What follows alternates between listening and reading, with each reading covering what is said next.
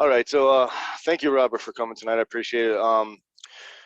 Doing a show tonight, talking about the light and the darkness, and hopefully going into like how it mentions it in Genesis. But before we go into Genesis or any other scripture, if we could quickly pray, I just wanted to mention prayers for someone tonight. So let's pray quick. Thank you, Heavenly Father, for this day, and thank you so much for letting Robert come on tonight. We both worked pretty hard today, and I just thank you for the ability to provide for our families. And I thank you, Lord, for Rob Skiba, and I pray for his health, and I pray that he recovers from whatever he's going through. He's in ICU, and I just pray, Lord, that you be with all of us as we embark on these last days. And I pray that you please allow this time to be something that really opens people's spiritual eyes, Lord. And I just thank you for letting us come together in this avenue. And thank you so much for a wonderful day. In your name I pray, amen. So today I had opened up to 2 Corinthians, just oddly enough. I knew that it was possible that Robert and I were going to be doing a show today. And in 2 Corinthians, which was written by Paul, I'm not going to go into too much of the keys part, but I'm just going to read this. So 2 Corinthians 4:12, seeing then that we have such hope, we use great plainness of speech, and not as Moses, which put a veil over his face, that the children of Israel could not steadfastly look to the end of that which is abolished, but their minds were blinded. For until this day remaineth the same veil untaken away in the reading of the Old Testament, which veil is done away in Christ. But even unto this day, when Moses is read, the veil is upon their heart. Nevertheless, when it shall turn to the Lord, the veil shall be taken away. Now the Lord is that Spirit, and where the Spirit of the Lord is, there is liberty. But we all, with open face, beholding as in a glass the glory of the Lord, are changed into the same image from the glory to glory, even as by the Spirit of the Lord.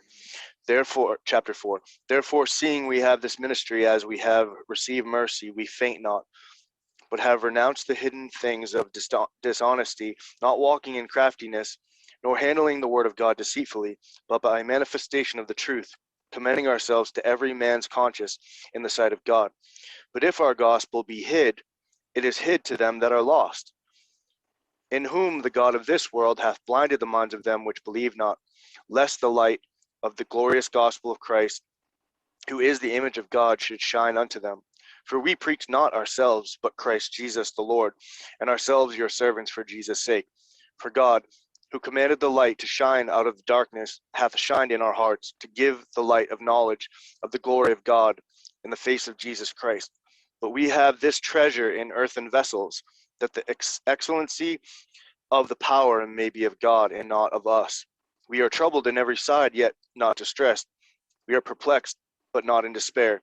Persecuted, but not forsaken. Cast down, but not destroyed. Always bearing about in the body the dying of the Lord Jesus, that the life also of Jesus might be made manifest in our body. And I'm going to skip ahead to chapter 4, verse 17. It says, for our light affliction, which is but for a moment, worketh for us a far more exceeding and eternal weight of glory. It says, chapter 5, verse 1, for we know that if our earthly house of this tabernacle were dissolved, we have a building of God, and a house not made with hands, eternal in the heavens. So I'm going to stop there, and that whole section is just littered with keys and wisdom, and you know, you can go to Robert's teachings on that. But quickly, I'm also going to read from two apocryphal books. One is Second Esdras, also called Fourth Esdras, I believe sometimes, and Baruch, which are from the 1611 King James version of the Bible, when they still had the Apocrypha in it. So this part is right here, chapter 6, verse 40. And hold on one second. And it's just a short verse. It says, then commandest thou a fair light to come forth of thy treasures, that thy work might appear. And it's says, verse 41, it says, upon the second day thou madest the spirit of the firmament, and commandest it to part asunder, and to make a division betwixt the waters, that the one part might go up and the other remain beneath. So as you can see here, it's talking about creation in second Esdras, and he's speaking to God when he says this. He says, and I said, O Lord, thou spakest from the beginning of the creation, even the first day, and saidest thus, let heaven and earth be made, and thy word was a perfect work. And then was the spirit, and darkness and silence were on every side, and sound of man's voice was not yet formed. And then it goes to verse 40 that I read. Then commandest thou a fair light to come forth of thy treasures. So remember these verses I'm mentioning, because this is sort of what Robert is going to be referencing as we go into this tonight. And so in Baruch it says, chapter 3, verse 14, learn where is wisdom, where is strength, where is understanding, that thou mayest know also where is the length of days and life, where is the light of the eyes and peace. And then you come down to verse 20, chapter 3, verse 20, it says, young men have seen light and dwelt upon the earth, but the way of knowledge have they not known. And so I'm just going to stop there just with those verses, and we can go into Robert speaking about these things. Oh, wow. Well, we could talk the whole evening about what you just brought up. I know it was a lot. No, well, I don't even know where to start after all that. So, I mean, Right? well, here's the thing. When you're looking at the truth, okay, we read in the Didache, or Barnabas also, who was reading the Didache, which points to an early date to that document, because he was before the fall of Jerusalem, because he's saying that they were about, or right after, they said they were about to build it back up. I mean, but what he was talking about, what was an early Christian tradition, in other words, which is why I'm pointing this out, because this is in an early witness to the New Testament. That's firmly dated, basically in the first half of in the earlier part of the first century. So the idea that the teaching of light and the teaching of darkness, the two kingdoms, and the separation between the two, and the teaching of the two ways. Fundamentally, the Bible, if you think about it, is about the separation of those which are to move forward in the light, and move forward in their journey towards God and towards the truth and towards virtue, and to be perfected. And people who don't want that path, who want the path of crookedness, and who wish to tread in the darkness, and it's hard for people with pure souls. It's hard for people with any level of just gentle humanity, to conceive of anyone as being such a person, or being such a being, as it were. And so these are really fundamental things that you have to understand before you even open the Bible. Right. Is that this is about the two ways. This is about the path. Right. And the everything, you see, everything kind of is related along those lines. When we talk about Barnabas things 18:1. above versus things below, I mean, if you had the choice, you had one in each hand, what would you put in which box? If you talked about things below, would it go in the above box or the below box? You know what I'm saying? If you Right. talked about darkness and light, what would you put in which box? Light would obviously be with those things which are above, right? And so everything is sort of related terms. You could talk about the surface of things, or you could talk about the depths of things. Right. If you speak of people as being superficial, versus people who are, deep, you understand that people have the people, just in common everyday parlance. I mean, you make these distinctions, right? And so it's really strange, because I think people's ideas about the truth gets in the way of truth, and people's, it's like they're trying, but the very act of trying keeps you from getting there. It's like the key is to see these things. The key is to recognize these things. See, I don't try to teach much of anything really. I try to show you things that Right. hopefully you can see. And then you have an understanding, and you don't have to be taken by the hand, because you can take the ball and run with it. So I want to give you eyes to see, and ears to hear as much as possible. And so if you look throughout the scriptures, not only Genesis, but as as has been illustrated, as he's spoken, the the the idea that you see this in Corinthians, that you see this in Esdras, that you see this in Baruch, that you see it literally everywhere throughout the scriptures. The idea is the unitary thought, that there is that behind everything that is holy and everything that is written is a consistency of thought, and a consistency of imagery, a consistency of the usage of images and of metaphors and of things we call keys, things we call insights. These are things that belong to the light. These are things that contribute to the awakening of your spirit, and the just the revelatory nature of the scriptures. What you're supposed to see is something that transcends the surface level, I guess, of the scriptures. And here on the seventh day, here when we are standing at the precipice of the great rest that is promised to us. I mean, Babylon still has to fall, but it's starting to. That human nature has to ascend, but it's starting to. Right as you see these things begin to happen, these are the signs of the times. Lift up your eyes, so to speak. And what do you suppose he means by lifting up? Is gain yourself spiritual eyes. you know Right. Look up, because the end is the beginning. The kingdom is already upon us, and it has been, really, it has been for all this time. And this is why, starting at the beginning, if you see this all the way back in Genesis, then you understand God's transcendence. It isn't something you believe, it's something you understand. You Hmm. read it, it's there. It's there on the surface, and it's beneath the surface. So if we're going to be using terms and ideas consistently, and that's the idea here, it's not this and that and this and that and this and that and this and that. People try to make it about that. All Right. right. But all of those things are like turbulence. All of those things are like noise. All of that, it's a distraction. What is there and what is written, that's what you look at. This is the unleavened bread. So if you understand that when you started Genesis 1, in the beginning, God created the heaven and the earth, right?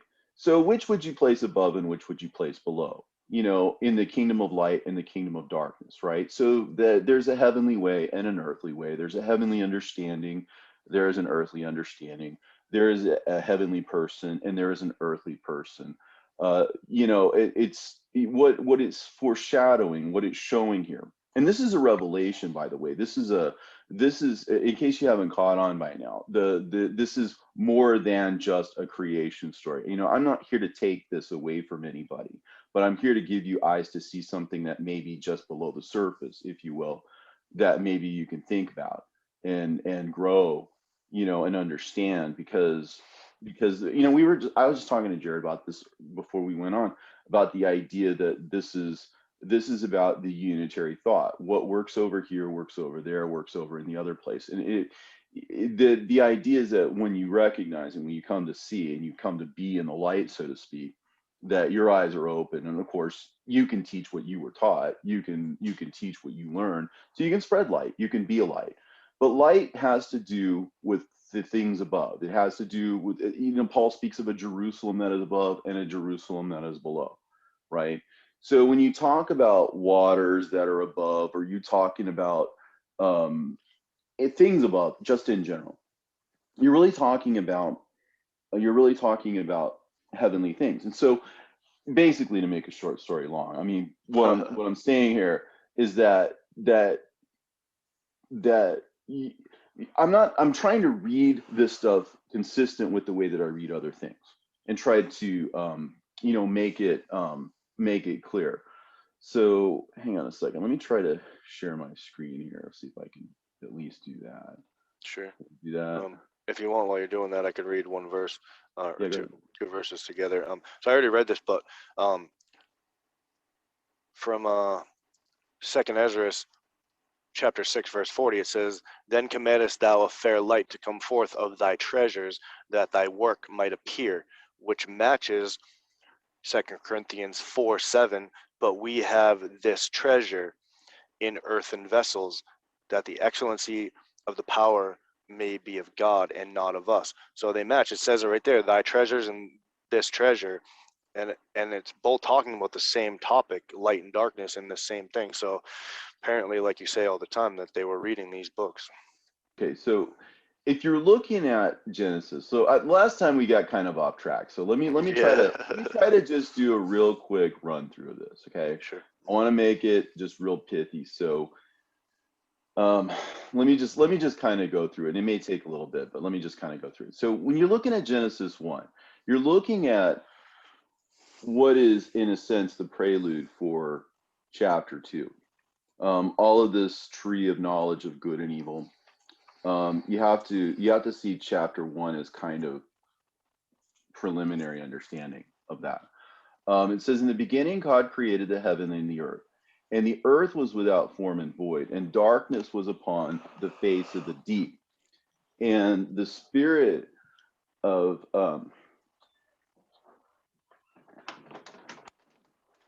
second, and the spirit of God moved upon the face of the waters. And God said, Let there be light, and there was light. And God saw the light, that it was good, and God divided the light from the darkness.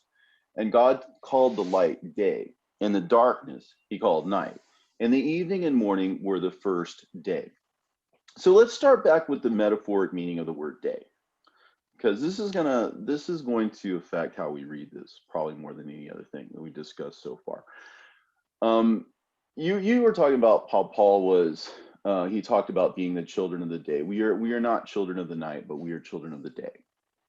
We do not walk at night, but we walk in the day. So what does that mean? If you're walking in the day, or if you're a child of the day, let's say, rather than a child of the darkness, okay?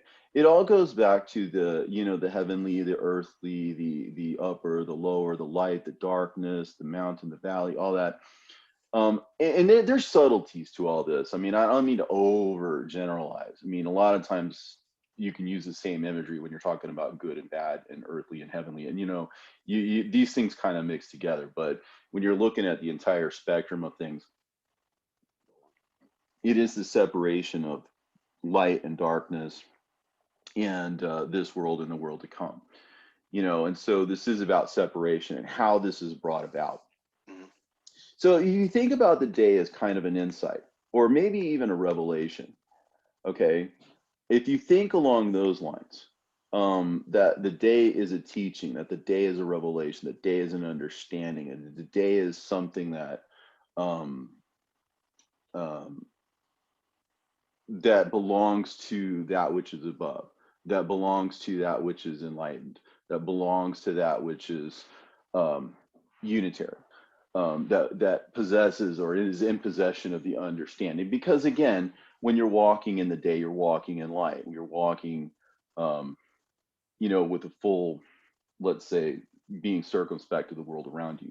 To say that in the beginning God created the heaven and the earth, to understand that in terms of knowledge, the heavenly and the earthly, say the heavenly level and the earthly level of understandings, for example.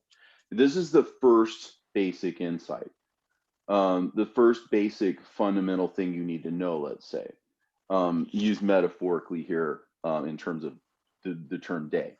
And the earth was without form and void, and darkness was upon the face of the deep. Because again, um, that which was earthly and was without form or whatever, was because it was going to be formed and it was going to be, filled out or whatever, but that it by itself was lacking. And that by itself it didn't carry with it, let's say, that higher level, that higher Mhm. level form. It was a lower form, let's say. And darkness was upon the face of the deep. In other words, if you see that term face of the deep, and you're thinking about the ocean, or you're thinking about the waters, and you see that darkness was upon the face of the deep, it means that to see things in terms of their superficialities, right, was belonged, let's say, to the kingdom of darkness, to things below. That was its kingdom, or that was its, realm. um, and so to be superficial about that which is deep, let's say, is the same as to be ignorant of things which are hidden, or to, what I'm saying? In other words, to cling to the surface of things. And this isn't the only place we see this in Genesis 1. Like we see, well, in Genesis early chapters too, the idea of the snake, for example, creeping along the ground. That is to say, conforming to, let's say, that which is earthly. So his fate was to conform to the earthly things. You know what I'm saying? Trust the Right. science, or Mhm. what I'm saying, whatever. Right. And so the spirit of God moved upon the face of the waters, right? So now you have a transformation of this darkness at the superficial level, right? And so now the spirit of God, see, this is a revelation of the age, this first part. And then it circles back and it becomes something else in the next chapter, which we won't have time to go into that, Sure. But generally speaking, this particular chapter, and just parenthetically, the way that I sort of came to these conclusions was not only just sort of thinking about the unitary thought, how everything has to be consistent, at least on the spiritual level.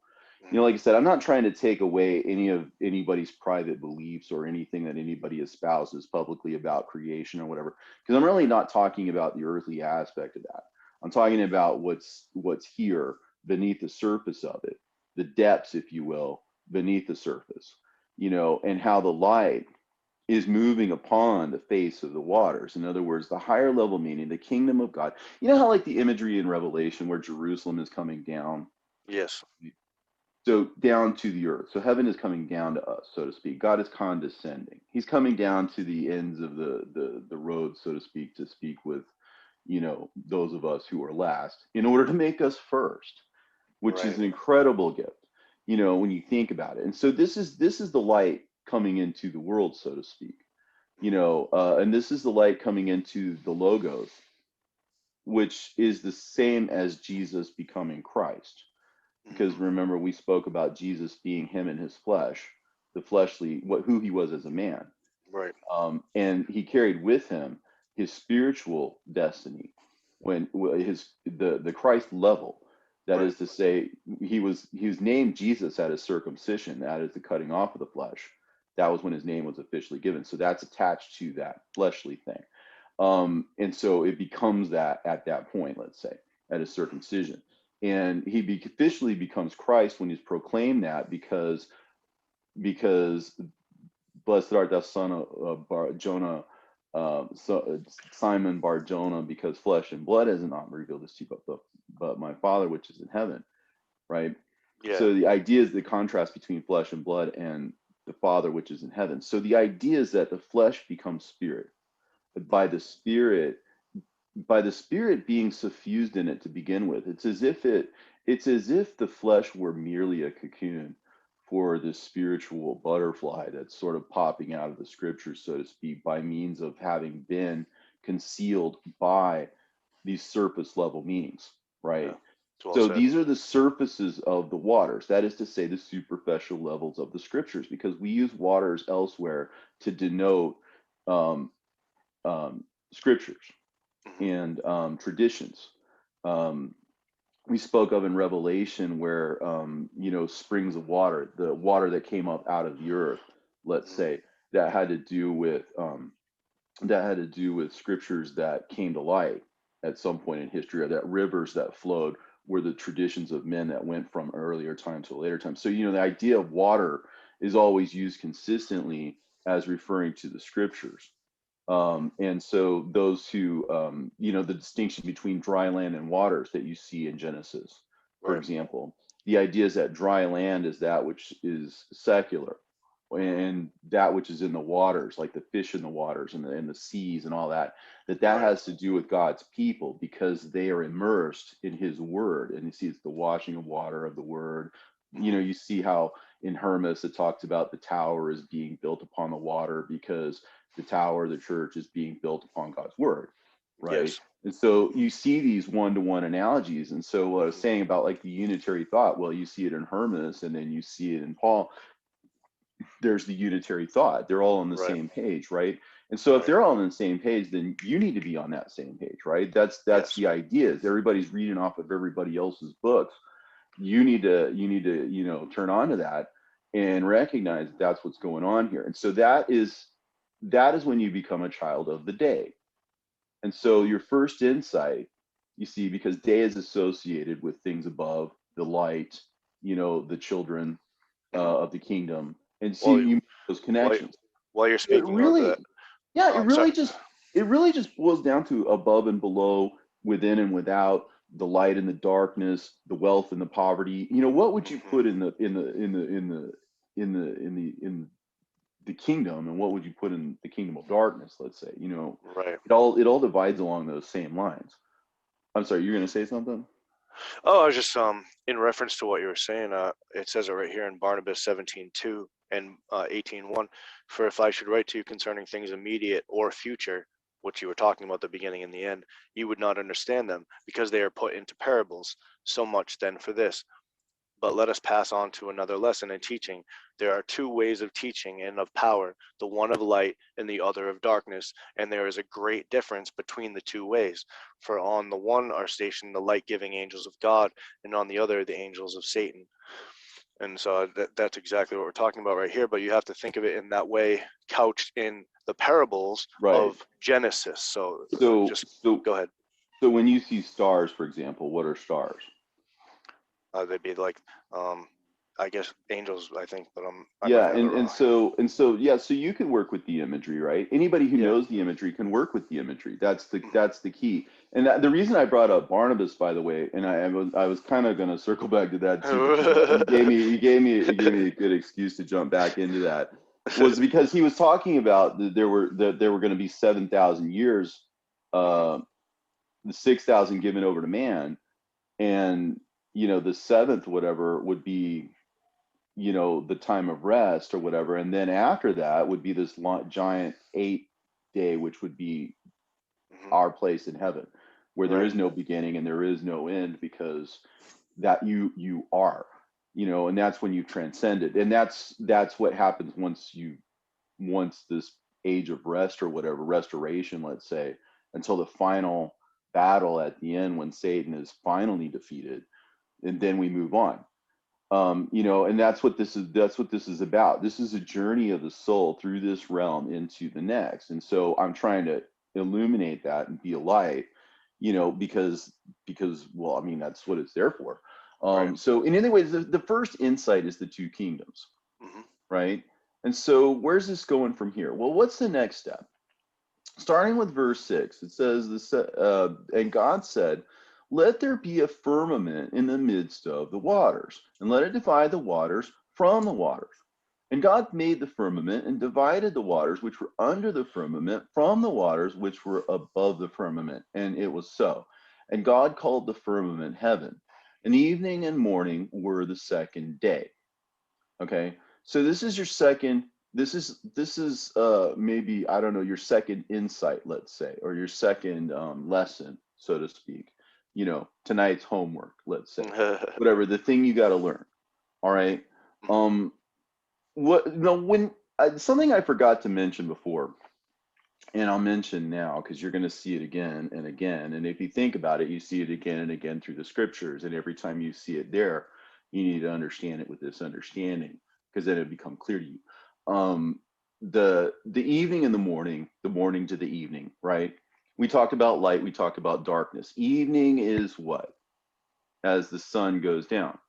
Right. If the sun is sort of the thing that rules the day, like the moon is the thing that rules the night, there's two kinds of light, in other words, the two kingdoms, in other words, like we just talked about. So evening and morning are two different things. Second Peter talks about when the day dawns and the morning star arises in your heart, or when Jesus says that to him that overcomes, I will give the morning star. You know, so the idea of morning, when Jesus in the Gospel, Thomas says to his disciples, he says, do not worry from morning until evening, or from evening until morning, about what you will wear. When he says morning to evening, he's talking about when the mystery was known then as being the morning, because he was still there with them as the light, right?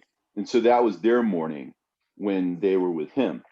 And the evening was the loss of the knowledge, was the losing of the light, the dying of the light, so to speak. And then so that was morning until evening. So do not worry from morning until evening, right? Or right, and so he brings it around. He circles back, evening to morning, right? Right. So what is that second morning? That when the morning star arises in your hearts, right? So the idea is that you should be coming alive once you recognize this. So the idea, okay, so morning and evening, evening and morning. Okay, so why does evening come before morning? Right. Because there's Yes. a loss of the light, and then there's the dawning of the light. So, okay, so there was a loss of this mystery, and then there will be a dawning of this mystery, just like there was before. The first mystery, remember, the two kingdoms, that will fade away, and it will return, that teaching. So bringing it back is fulfilling the prophecy. So the Right. evening is the diminution, right? And you read about that, all that stuff in Enoch, the diminution and the rising and all that. And the evening it was the diminution of this first teaching, and then the morning was the return of it, right? And then the second teaching, the same thing. So the first teaching was, again, the two kingdoms. The second one is the separation of the scriptures, the separation of the waters. You see, again, being consistent, right? So let there be a firmament, a division in the midst of the waters. And the midst always means, like I mentioned this in the teaching of Revelation, midst has to do with centrality. It has to do with, I mean, it almost goes without saying, but it just should be pointed out. It has to do with something absolutely central. When God says the midst, he means the midst. He means absolutely the midst of, you know what I'm saying? He means exactly this, right? Right. So he's speaking with a very exactitude here. He says, let there be a firmament in the midst of the waters, and let it divide the waters from the waters. And God made the firmament, or the division, and divided the waters which were under the firmament from the waters which were above the firmament. And it was so. So what is this firmament? Well, again, what are the waters? The waters are the scriptures. So you have divisions between scriptures. So what does this point to? How do we divide the scriptures? By sect, by Testament. canon, right? By who's in authority, by who Right. says what, right? And By who so allows among the what? waters, or among the congregation, so to speak, those who of the many waters, the peoples of all the different nations or whatever who are in the scriptures, right? Those people are divided in the waters, or the scriptures in which they believe. Right. You know, the Catholics have their canon, so everybody knows this, but I'm just saying, Right. it's Right. Right. different. But again, that's what this means, because you're applying the same keys to it. Centrally within the word, there is the superficial aspect, and above that is the higher level meaning. That separation is between the lower and the higher. That separation is that which keeps people in darkness at the surface. But when the light hits that surface, in other words, once you pull the key out from the word, once you pull the treasure out of that earthen vessel, right? Right. Once you recognize the truth that is masked by this superficial word that it's hiding within, Mhm. right? Then you have access to the scriptures or the waters that are above, that are hidden. Right. See? So again, I'm not trying to take anything away from anybody here. We will all see. I'm not even so sure that the existence that I'm living in is exactly real to begin with. So I'm not going to split hairs here.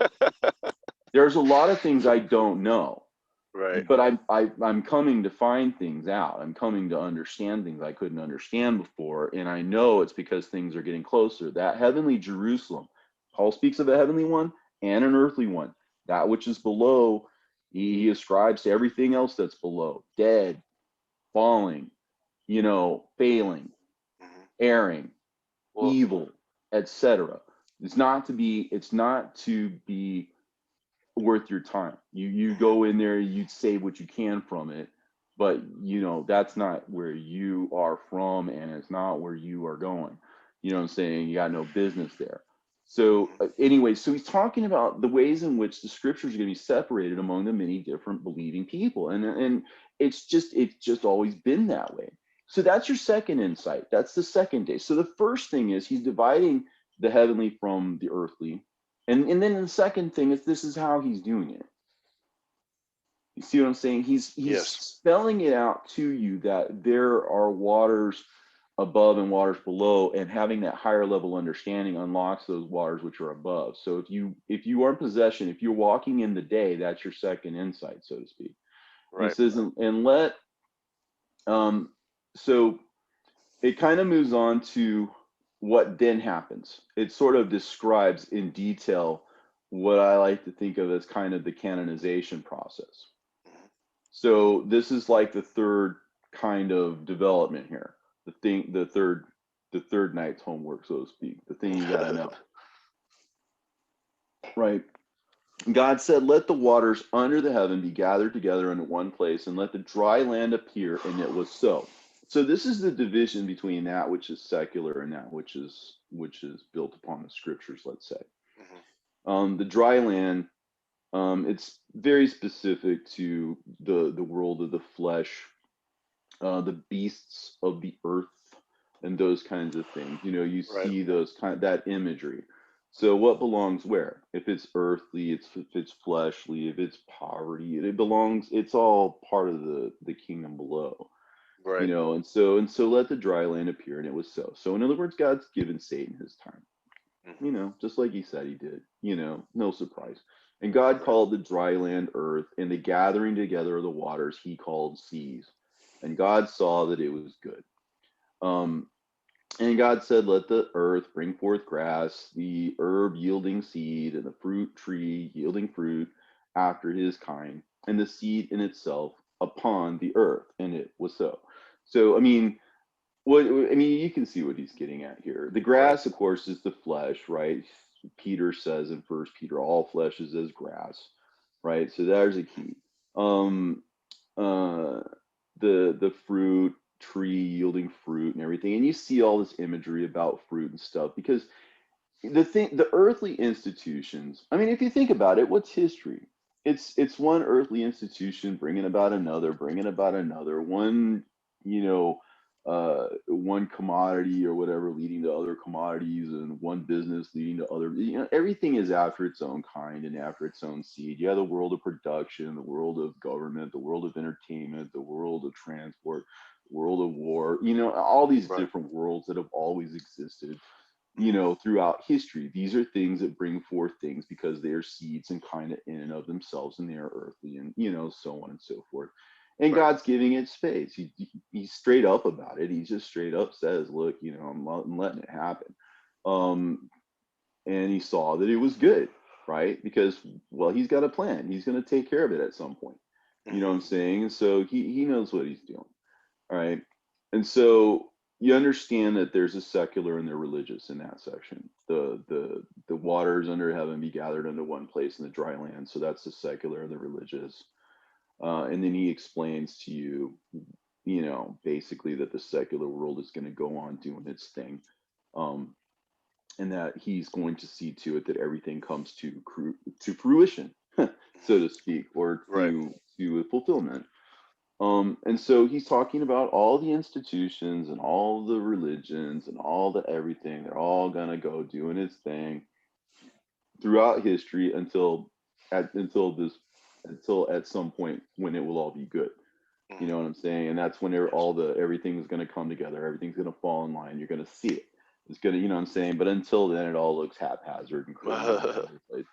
You know what I'm saying? But at some Yes. point, you're gonna see it because everything, what was that song? I believe there comes a time when everything just falls in line. You know what I'm saying? Yeah. You, you're gonna recognize that, right? Sure. So, okay, so then he moves on to the two kingdoms, the angels, right? So I mean, you can see where this is going, right? He's showing a revelation of the age, is what Hmm. he's doing beneath the surface of it all. And Hmm. again, that's the light breaking forth from the darkness. That's the spirits in people coming alive. Um, when they understand this, they become children of the day. You know what I'm saying? And so Sure. the daylight imagery. And again, not to beat this point to death, but he develops all of this stuff. So you got to go into it. And God said, let there be lights in the firmament of the heaven to divide the day from the night. And he let them be for signs and for seasons and for days and years.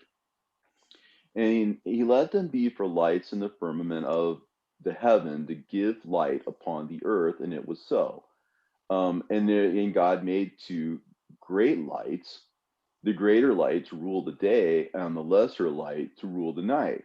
He made the stars also, and he set them in the firmament of heaven to give light upon the earth, and to rule over the day and over the night, and to divide the light from the darkness. And God saw that it was good. So this is God's handling of the angels throughout the age. So you see what I'm saying? This Hmm. great day that he speaks of, these are just different aspects of his creation. He's starting with the division between light and darkness. Then he moves on to the divisions between the scriptures, and then he moves on to the canonization process, as well as the way that the secular and the religious are going to travel down throughout history or whatever. And so these are different levels that he's revealing. So these are revelations, or these are insights, or these are you know um roadmaps, or I mean, they're Yeah. he calls the end from the beginning. So here at the end, if we could see that he called it at the beginning, we can transcend time and space, because we realize we're dealing with a being here that absolutely has control. Well, Yeah, I know. absolutely. No, I mean, Yeah. absolutely has control. I know it's um sort of maybe an obvious thing, but do you think that he did all this in hindsight as just like a judgment? Because if you don't understand it and you don't accept it, obviously you're going to hell. But if you do accept it and you do understand it and you want to understand it, like you're knocking at the door and you're trying to figure it out and stuff, mm, that there's a great reward for you. You know what I'm saying? So like, because he always knew well, this was going to be the way from the beginning. So he makes it very clear that whoever blasphemes, and so he even makes blasphemy something forgivable. He makes right, whoever blasphemes the Father will be forgiven, but and not whoever the blasphemes the Son will be will be forgiven. forgiven. Yep, but not the Right? Holy But Spirit. whoever Right. blasphemes the Holy Spirit has neither forgiveness in this world or in the world to come. Hmm. Right? And so people freak out about that, because people, I mean, it's like, oh, I'm going to lose my salvation. You have to understand what is meant by that.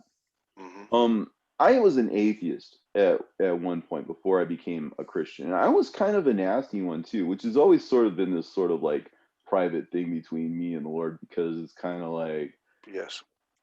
you know, I couldn't say that that was why, or that had anything to do with it, but I had to eat a lot of humble pie. You know what I'm Hmm. saying? Because I was a loudmouth, I really was, and so that's why I try to be careful. Now, because I try to tread lightly, because I mean, I can let you have it if I really really want to. I try to not do that, but I mean, as far as like just having a sense of self, Right. Eating a little humble pie does give you a little sense of that. You know what Like I'm saying? you're saying before, you could let somebody have it as an atheist, but now that you know this, because it's such a righteous and awesome thing, you don't let people have it because it would be kind of like a mean thing to do or something Well, like that. when you're wrong, you're wrong. When you're very wrong, you're very wrong. Right, And right, I feel like I was extremely wrong, knowing what I know now. So right, right, right. it gives me perspective. kind of like Okay, so that's kind of what I'm like Mary saying is, Magdalene, like why he kissed her on the mouth because she loved him the most because she was forgiven the most type of well, I don't get into all that. It's just a matter of thing. perspective. You see yourself Right, for right, right. what you are. You know what Yeah, I'm saying? yeah, And I know that he sees me too, and that's right, always puzzled me. But that being right. said, where was I going with this? Uh, well, anyway, the gist of this is though that this is all a revelation. This is all progressing towards an insight. And so, if you're able to have eyes to see and ears to hear, which is kind of easy to do because, like Jared, you can say I can talk to you about stuff, and you're telling me stuff. Yeah, It's not all. It does. See, that's why I try to be the way that I am because people, I could take you by the hand, I could show you, and it might help. I mean, it might, but this right, relationship is really it's when you're alone in your room, when you close that door, it's just you and him. right. It really comes down to it. Hmm. Whose business is it? you know Right. uh it's just, it's just very personal, and that's the Yeah. way you got to see it. And Right. you walk your path, that's, you got to see him in your path. Yes. Nobody's Exactly. going to tell you that because Hmm. they can't. Right. And so you have to see things as they truly are. And so that's all I'm saying. I'm not humble. It's just that I understand myself, and I'm amazed that God would even mess with me. So, I know how you I feel. try to tread lightly. Yeah. But that being said, so I mean, I hope people are understanding where we're getting. I mean, I know sometimes we can get way out ahead of people, but I think that the people who are listening to you Oh, and the sure. people who are listening to me are probably probably aware of things. Can I can I Uh-huh. quickly bring up a revelation that I just found, and I've wanted to share this with you, but I haven't had a chance to. But Yeah, sure. um, so we've often talked about the parallels of Abraham, Isaac, and Jacob, and how that matches the Old Testament for Abraham, the New Testament for Jesus, and the Third Testament for like the hidden scriptures and the ones that were counted as nothing and all buried and all that stuff as the Third Testament of the Holy Spirit. Mm-hmm. So you always mention Keturah and her 6 sons, and Mm-hmm. how that represents the age of man, which is 6,000 years, and then the seventh is the Sabbath, which is right now, and that's why Mm-hmm. all this evil. That's why all this evil stuff is happening because the devil's treading upon the Sabbath. But, anyways, I don't know if you've ever read the Targums, but the Palestinian Aramaic Targums are like the original translation, if you will, went after the diaspora, and it's. I'm just going to read it real quick. It says, and the servant related to Isaac everything he had done. And Isaac introduced her into the tabernacle of Sarah his mother, and thereupon the light again shined, which had gone out at the time of Sarah's death. So if Sarah, I guess she represents, I'm not going to go into what it represents, but I'll just read it. And he took Rebekah, and she was his wife, and he loved her, for he saw her works, that they were upright as the works of his mother. And Isaac was consoled after his mother's death. Now, this is the interesting part. And Abraham added and took a wife, and her name was Keturah, to him from the beginning. And she bare to him Zimran, Jokshan, Midian, Yishbak, and Shovak. So I just thought it was interesting, but we're talking about the things of old that the original saints knew, and then they're given back to us once more again. And it said right there at Sarah's death that thereupon the light shined, which had gone out at the time of Sarah's death. And then it mentions how Keturah is actually Hagar, the one that he had at the beginning, and then he took Sarah. So it's just interesting because it's almost like that. It's like we had these scriptures at the beginning, and then they got rid of them over time, and then we got them back at the end. I just thought that was kind of cool because it's not written that way in the King James version of the Bible. So. Yeah, well, I'm glad you brought that up because that was bringing me back to my third point, which was about the blasphemy of the Holy Spirit. Okay, This go ahead. this the idea is that there are three testaments. There are three revelations. There is that because when you look at the Old Testament, like you talk about Abraham, Isaac, and Jacob, these are images. Like Isaac is an image of Christ, right? Because he was to be taken and slain, right? Right. Mm-hmm. And so the idea is that he's supposed to look like and represent how Jesus was going to be our sacrifice, Right. right? But you don't just speak of Abraham and Isaac alone, right? You speak of Abraham, Isaac, and Jacob almost invariably. You know what I'm saying? Yeah. When people speak of them, they generally speaking, if they're going to say Abraham and Isaac, they're generally going to bring up Jacob. You know, they're fathers. They generally, these three are grouped together quite a lot in the same way that Peter and James and John are grouped together quite a lot. You know what I'm saying? Because Yep. these are patterns, these are images, these are repeating things. Good things come in threes. Well, there are always going to be three revelations. And the idea is that Jacob becomes transformed and he literally becomes Israel. So, Right. in other words, the third generation is transformed after having fought with the angels, which is it's a good lead into the fact that the next part is about the stars of heaven and therefore the angels of heaven. Which, by the way, that eternal nature that we were talking about, you know, when God talks about having known us before, Right. and those whom he foreknew, he did predestine to become conformed to the image of his son. The idea is that what is that image? We see it at the transfiguration. That's the image that we are going to be transformed into. And the ascension of Isaiah, it very specifically says our spirits are to be turned upwards, right? Yep. So if you see this and I see this and the people who are listening to us see this and they show their friends this and that catches on and other people see it, because this is a seeing, this is a hearing, right? This is exactly what they said they were going to do, which is why anyone who blasphemes it, right, runs the risk, right, Right. of committing conscious blasphemy against something that they absolutely know to be true. You Right. know, when Paul is converted, the question is asked, why are you kicking against the pricks? Right? Mm-hmm. You were there when you saw Stephen's face as an angel. And you were there when that person with the face of an angel was looking into heaven and saw me there, right? Right. You know what I'm saying? The Yes, I did. idea, the idea is that you can still be saved. Right. Uh, but Such a and that's an interesting dynamic too. That's such a a whole other thin story line. because I think that because Stephen prayed for him, Right. Right. Mm-hmm. that showed an amazing amount of intercessory prayer that Right. Stephen was capable of bringing about. Because here was a guy who was the absolute worst of the worst. Can you imagine? Would you sit before somebody who was becoming angelic and condemn them to death? No, I can't Could you believe do it. that? Do you have the stomach for that? No. And you ask yourself, but who did?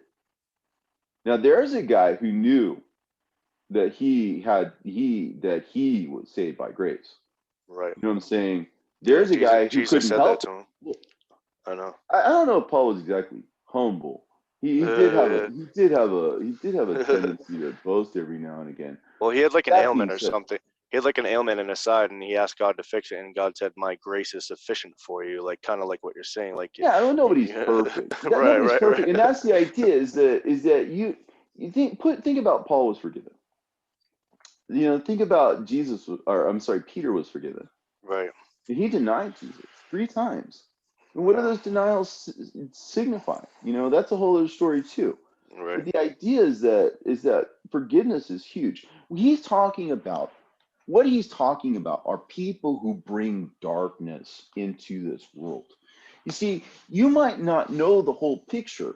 I mean, if we speak of the Father and the Son as being Christians and Jews, you know, if Jews are your representation of the Old Testament, let's say, Right. if you judge the Old Testament by, say, them, Hmm. right? It Hmm. might almost be understandable that you might blaspheme that religion because Right. maybe these people aren't the best representatives of it, Right. right? Or perhaps the Son. If you were to judge the New Testament, and I, as an atheist, can attest to this too, I would always look at Christians and say, "You got to be kidding me." You know what I'm saying? No, I mean, I Yeah. don't mean that to be flip, but that was No, my I thought. understand. I You went to know, Christian school my whole life. I know what they're like. I know. but again, it's just well, and it was also just the idea that they never lived up to what they were saying, and Right. I just know. some. You know, look at the the idea of the testament again of the Father, the testament of the Son. If you look at it like that, blasphemy against the Scriptures is forgivable, Right. right? Because again, case in point, I was an atheist, right? I was virulent. I was a jerk. You know what I'm Right. saying?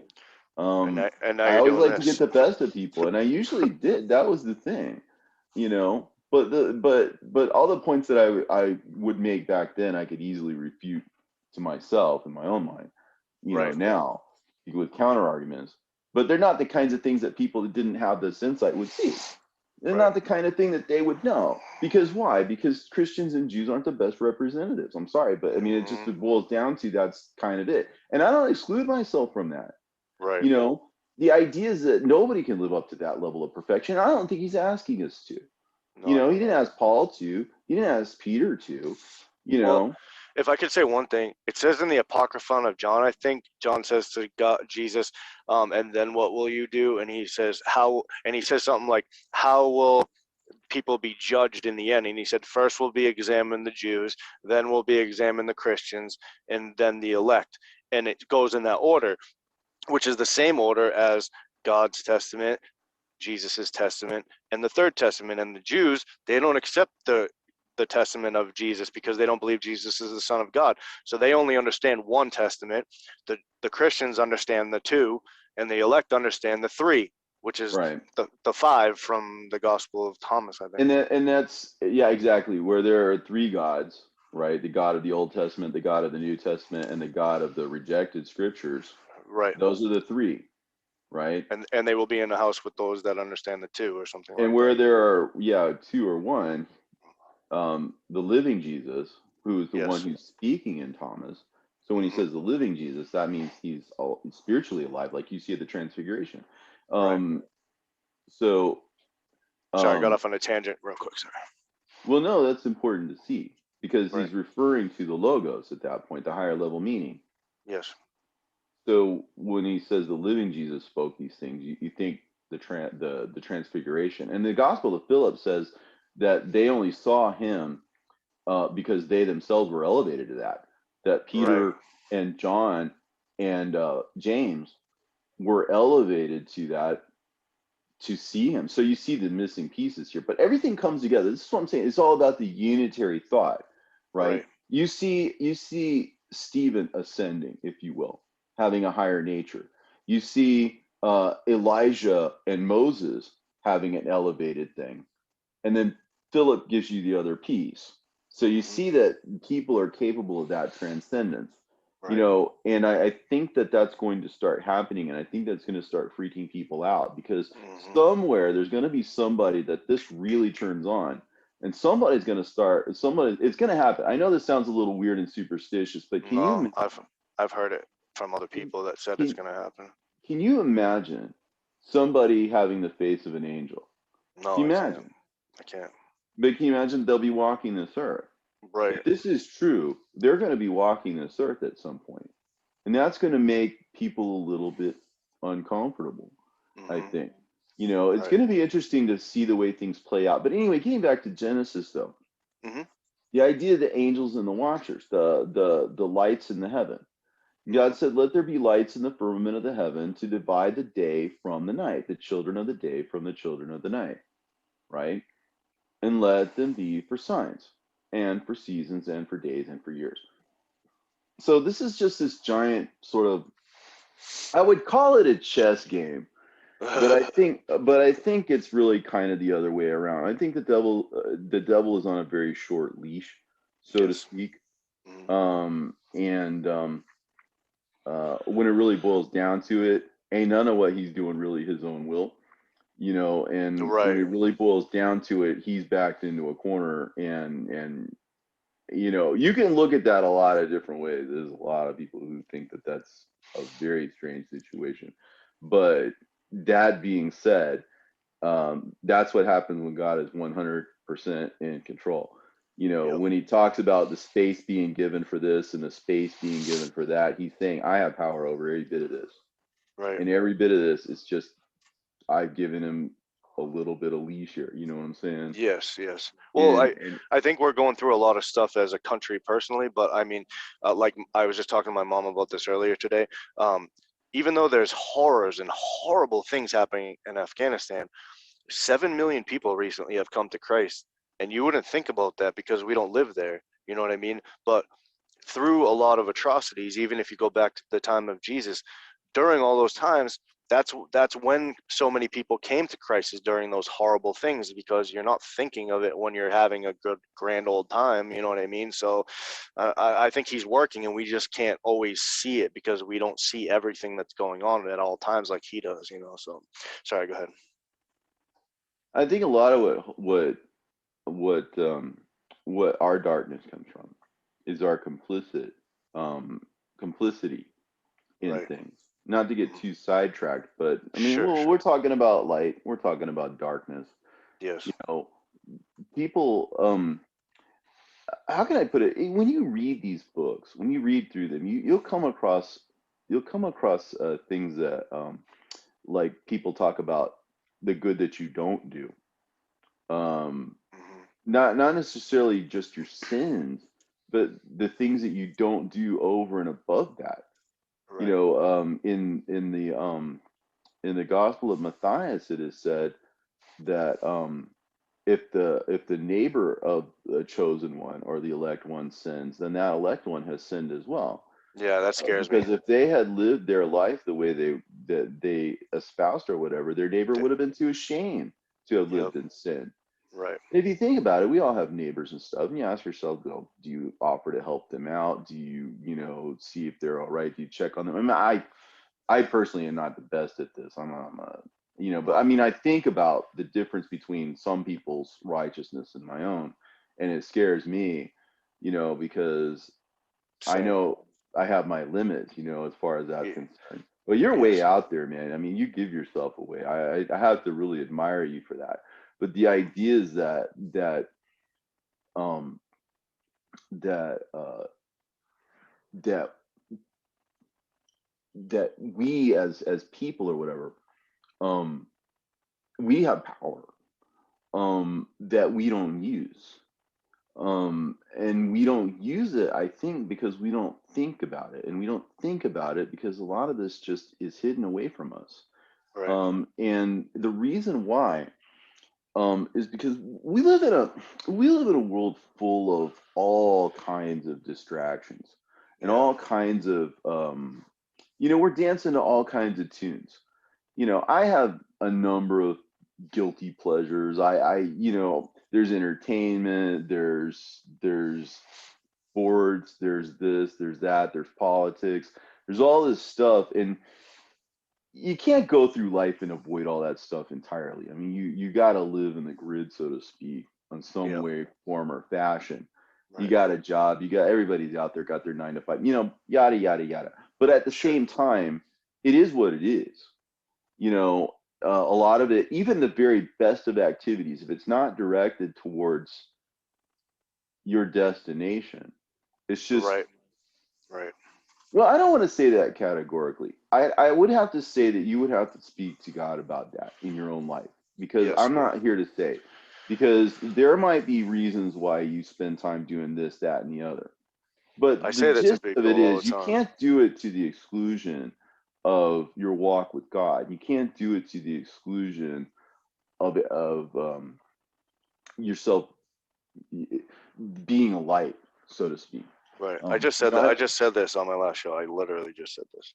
I said, don't get so distracted with all these things, because in the end, all that matters is the Lord. It really is all that matters. So it's well, you just know, it might be very important for you to do certain things in your life. Like you right, might have to right, take care of somebody, right. or you might have a job that you have to do to take care of your family and you're responsible for them, you know, or something along those lines. And you cannot shirk your responsibilities.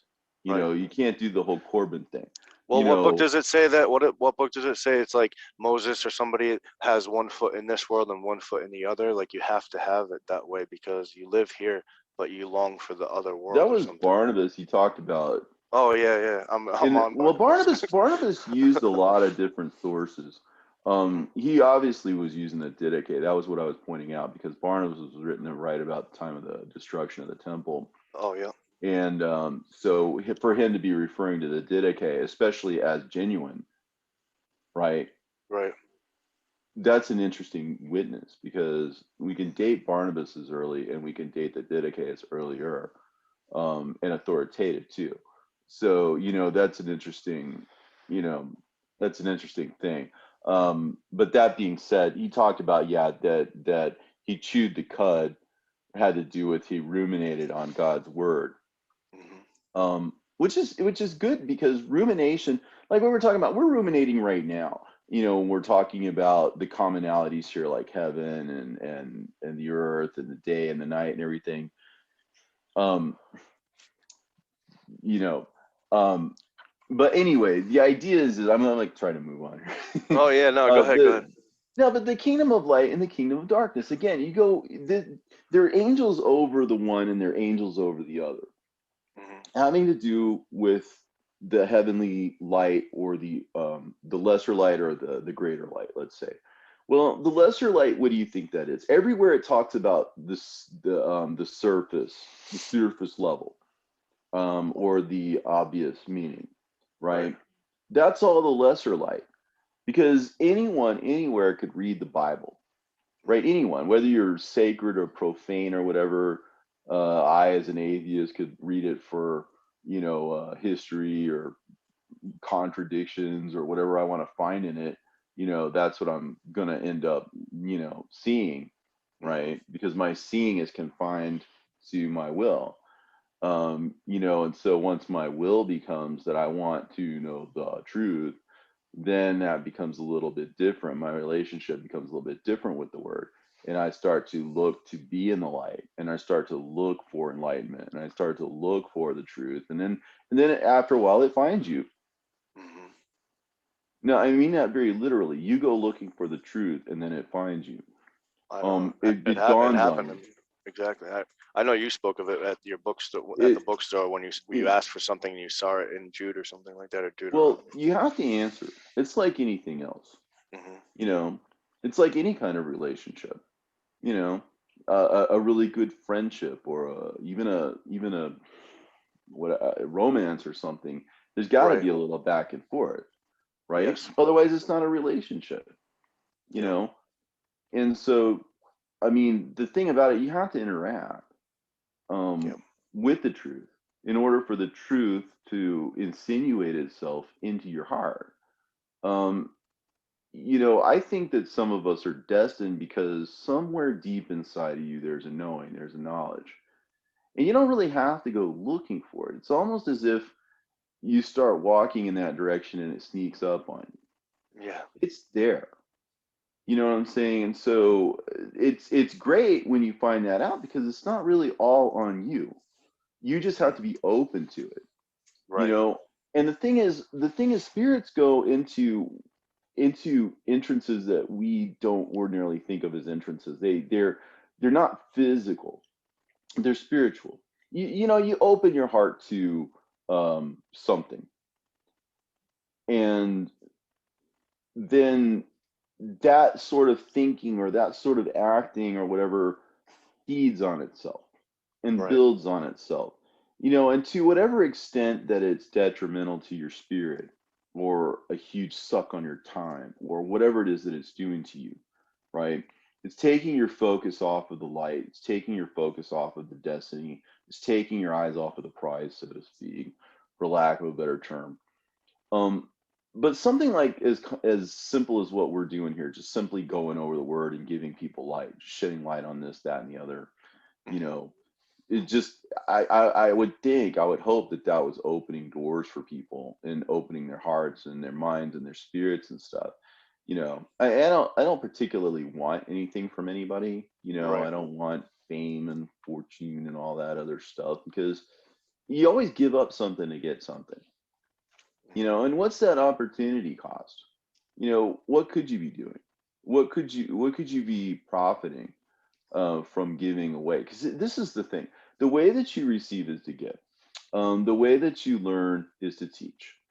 It's very paradoxical and yet sensible. It makes Hmm. sense. Right. You don't eat unless you work. Well, what does that mean? Well, what's your food really? Is it a burrito? I mean, is that your food? I mean, it's it's just a word. The word is your food. The bread of life, the bread of God.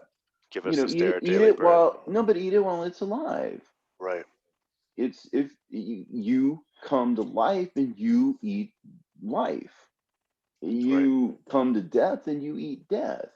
If you focus on, so what did Qui-Gon say? Your focus determines your reality, right? Okay, if you Right. focus on the dead, right, then you will become dead.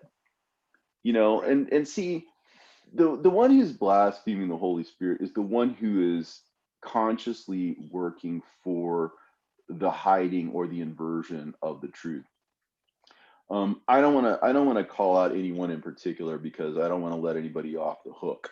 I'll put it Right. this way: I don't want to particularize, because everybody else is like, "Phew, he's talking about the other guy." No, it's you too. No, it's uh, Christianity has always fought this truth, always fought it. And again, I'm not saying that to be a jerk or to, like, to make whatever my point seem more important. I'm just telling you it's the truth. Like, if you read again, if you read Jude, because that's the most obvious example, Enoch, son from Adam, prophesied. Okay, every time you go look at the footnotes, right? If there happen to be any footnotes, right? It's always somebody trying to argue as to why this isn't there and it's not really important. I mean, Right. bottom line is that's generally what they're going to tell you. They're either going to tell you nothing, which most Bibles don't, but if you happen to have one with footnotes or annotations or whatever, there's always some scholarly viewpoint or something, and they'll say something dismissive like, oh, quote from the non-canonical Book of Enoch or something, leaves it at that. Okay, that's very dry and academic, but it gives them a safe out. Uh, or they'll say that, well, just because he quotes from it or whatever doesn't necessarily mean it's scripture. It's just something his people were familiar about, like I don't know, like a Star Wars quote or something, Right. whatever. I mean, it's just they'll always try to explain it away somehow. Okay, so what is blasphemy of the Holy Spirit? Well, Knowing that these things are true, and knowing that that's what you're doing, yeah, knowing that that's what you're doing, what Judas did. is what that is. That, yeah, like with Judas, that made Judas a little bit different from Peter, because Hmm. when Peter thought about it, then he Right. went out and wept, Yeah. right? Because he didn't know what he was doing, even though it was told to him in advance. Right. Something held his eyes. Something kept him from seeing that. You see, he I was know. placed under a curse in order to protect him. He was Right. given blindness in order to save him. Right. We should all be glad that we were given this fog, that we were Yeah. given this middle. We should all be glad that we were given these fleshly bodies. Not that we should sin in them, but because it's impossible to shed them. Right. He made that a grace by cursing us. Hmm. And for that we should be grateful. Because again, life is short and people are dumb. And it is what it is, and I don't mean that as an insult. I just mean that as a fact of reality. We don't have the knowledge that the angels have. We don't even have this mystery that's been placed before us for thousands of years. Right. If we're bringing it up on the seventh day, which we need to get to at some point, but if we're bringing it up on the seventh day, right, Mm. and it was there all along, how did we Took a not know? How did took we a not long see? time. Right. Well, but why is it there? Right. And why did no? You see what I'm saying? There was Yep. always this kingdom of darkness, and why? Well, he explains it himself. Well, he's going to be letting them bring forth their fruit, and he's going to be letting them bring forth their seed, and it was so. But don't worry about it because God saw that it was good. So he's cool. But yeah, there's a greater light, and we've been looking at the lesser light. Hmm. We've been looking at the lower understanding. We've been looking at the superficial understanding. We've been looking at the division of the waters instead of the unity of the waters, and so on and so forth. We don't see the waters that are above because we're fixated on the surface of the deep. And that's where the evil hovers. And anyway, so we're gonna go from evening until morning. In other words, we're going to go from night into day. Um, so the day is going to dawn in our hearts, and that's next. So then moving on, this is kind of the religious institutions. Now we kind of went over the beasts and how the beasts of the field and all that other or I'm sorry, the herb yielding the herbs and stuff of the field. Hmm.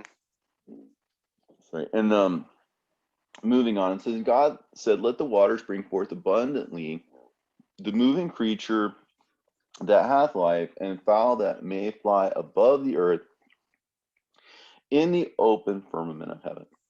And God created great whales and every living creature that moveth, which the waters brought forth abundantly after their kind, and winged fowl after his kind. And God saw that it was good. And God blessed them, saying, be fruitful and multiply, and fill the waters in the seas, and let fowl multiply in the earth.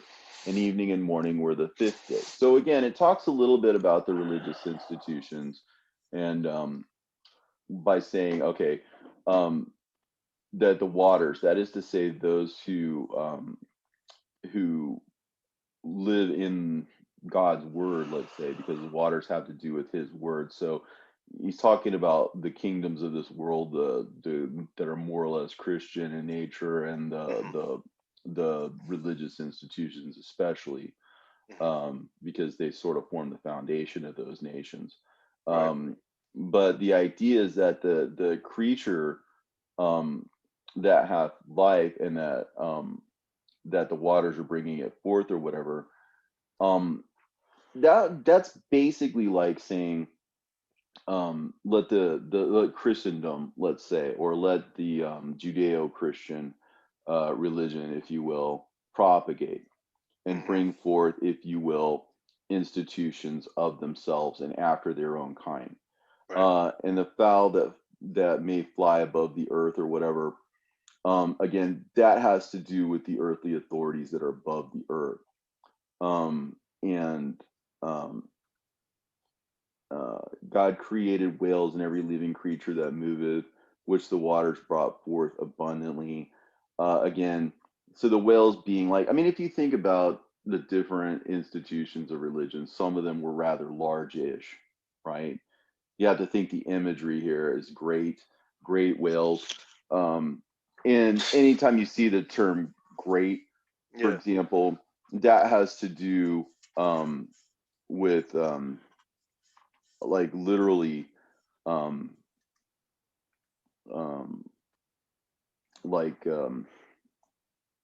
the, I mean, I don't know, you know what I mean, it's just like the greatest, or like No, I know what you mean. Actually, the can I read something real foundational. quick? Yeah, go ahead. So this is from Baruch. It says, the Agarenes that seek wisdom upon earth, the merchants of Moran and of Theman, the authors of fables and searchers out of understanding, none of these have known the way of wisdom or remember her paths. O Israel, so remember Jacob became Israel, how great is the house of God, and how large is the place of his possession. great and hath none end, high and unmeasurable.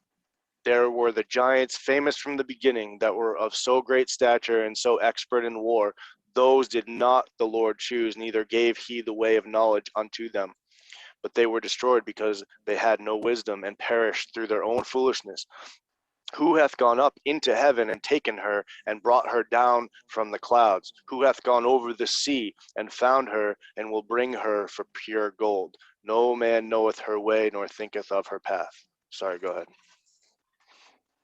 So it had every single key that we've talked about right in this conversation right there. Yeah, it's just the unitary thought. That's the thing, Right. because this is all I'm doing is I'm just kind of talking and thinking out loud here, because this just has to do with the inevitable consequence of taking the ideas that you've learned from other books and applying them across the board.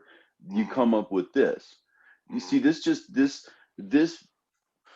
the features or whatever. Like, I mean, it's not really a projection. It's like you're I mean, I can imagine somebody who was looking at this from the outside saying you're just seeing what you're wanting to see. Right. But the problem with that argument is that I'm just doing here what I do everywhere else, and what is the story that it tells?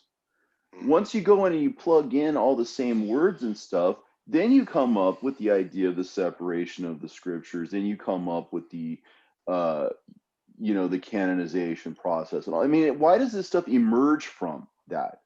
You know what I'm saying? Right. It's almost as if you could just go through your scriptures and like if you had it in a word processing document or something, Right. and every word that was a key, you put parenthetically what that key means next to it, Yep. right? You could Just just change all throughout your scriptures. I mean, just for your own study, of course. You know what I'm right. saying? You could change all the way across the scriptures. You could go and read other parts of the scriptures that you changed automatically, and they would decode for you, right? It's really just about that automatic. Yeah. And so when it comes down to it, all that I'm doing here is just a demonstration that by doing this, you can see the canonization process. You can see the division of the waters which are above, or the heavenly level meaning of the scriptures, versus the waters which are below that division. Because you know what I'm saying, you see all Yeah. this stuff, all that stuff emerges from that pattern, That's right? what you said, and I agree with, is the way that because people ask that. They say, well, how do you know that that book is inspired? And that's the only thing I ever hear. How do you know it's inspired? And what we're talking about is how you know if it's inspired or not, You because know how to decode it. it's decodable. It's that Mm-hmm. simple. And I just Yeah, told my mom read this it. today. She goes, what are you going to be talking about with Robert tonight on the show? And she doesn't care because she doesn't listen to my show, but she just was conversationally asking me. And I said, we've found something that even a farmer could figure out. It's simple. It's a code that anybody can figure out. Somebody of a simple background can figure it out. You can go anywhere in the world and you don't have to speak in their language. As long as they know what water and bread and these simple things are, they can understand all these keys. And it's an amazing thing. And it's just true. It's just something that decodes. You just don't have to be a genius to figure it out. Not to say that Right. you're not a genius, Robert, but you know what No, I'm I don't know. saying. Never been tested. Anyway, let's see. Just moving on here. So, I mean, you get the ideas that the institutions are multiplying, then these represent them throughout time until the end. So every time you end up at the day or whatever, um, it's kind of like you start at the beginning and you end at the end, but this is like the fifth level or the fifth understanding or whatever, or the fourth or the sixth or whatever. This is just them in order. These are patterns kind of the age in kind of their order. In the evening and the morning were the fifth day. So this was after the creation of the institutions or whatever of the earth, those who are of the earth and those who are in the water, that is to say the secular and the religious, right? So and he goes into um, a little bit of detail about the beasts of the earth, which again, Yep. these are more in terms of the institutions, the Hmm. earthly institutions. I'm remembering all these from your series on Revelation, the dry places and the beasts and all Well, that stuff. and that's just it. It's the same imagery. And that's Hmm. why I always, when you, I mean, I like the way that Revelation kind of comes at the end. It makes sense there, Right. more so than anywhere else. But there's so many parallels between Revelation and Genesis. Hmm. It's unreal. Right. And yeah, but again, this is just using the same imagery Hmm. of what do beasts represent, and what do fish represent, and cattle, and so on and so forth. Um, Let the earth bring forth the living creature after his kind, cattle and creeping thing, and the beast of the earth after his kind, and it was so. Um, and God made the beast of the earth after his kind, and the cattle after their kind, and everything that creepeth upon the earth after his kind. And God saw that it was good. So look at the key term here: everything that creepeth upon the earth. Again, notice the parallel between that which creeps on the earth and the similarity, anyway, to what happens to the serpent. Hmm. That the serpent creeps upon the earth, but more so than the beasts, because the beasts actually have feet, and they have some elevation above the earth, Right. whereas the serpent is wholly conformable to that which it that it crawls upon its belly, so to speak. But this has to do a lot with the superficial theme, the theme of Right. superficialities, Hmm. the superficial, the way in which darkness was upon the surface of the deep, right? Or if you're looking at the deep things, but in a superficial way, in other words, you're right there where the darkness is. And cattle and beasts of the earth or whatever, even though they are elevated by legs, if you will, slightly above the earth, they largely conform to the earth. They are those things which are conformable to the flesh, conformable to the earth. Secularism, again. But this has to do with the people, not just the institutions, but also anything that is conformable, I guess, to the earth, Hmm. right? And so this is the setup. And so, and he saw that this was good. And this is again on the sixth day. And it says, God said, let us make man in our image and after our likeness, and let them have dominion over the fish of the sea, and over the fowl of the air, and over the cattle, and over all the earth, and over every creeping thing. You see the over, the over, the over, the over, the over. Hmm. We become after his likeness as a function of, or at least it's concomitant with our overcoming, Right. right?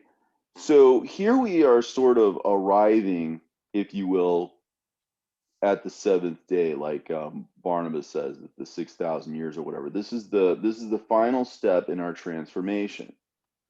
Well, this is the penultimate, let's say, Hmm. uh, moment. This is Jacob becoming Israel, so to speak. Right. So this has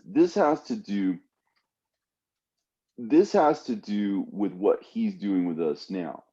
Um, that we will become, as it were, angelic, the same way Stephen became angelic, the Hmm. same way that we saw Moses and Elijah, which again, Elijah um, corresponds to the third revelation, the third um, prophet, so to speak, the prophecy of the third revelation, so to speak, the power of the third prophecy, uh, the third revelation, Hmm. the third dispensation, um, the new eyes, the new ears, the new heart, the new mind, the new spirit, the new nature, right?